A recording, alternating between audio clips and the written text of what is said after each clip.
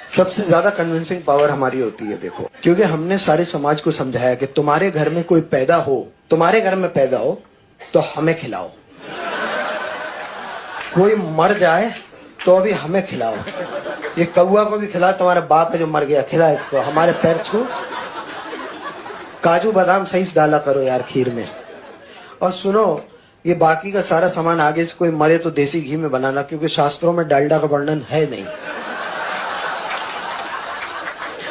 और हमने जाति व्यवस्था बनाई, जाति व्यवस्था जब बनाई हमने तो सबसे ऊपर कौन रहेगा?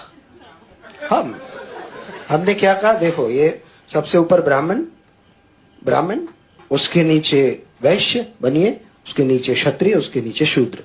शूद्र क्या करेंगे? बेसिक काम करेंगे। क्षत्रिय क्या करेंगे? लड़ाई लड़ेंगे।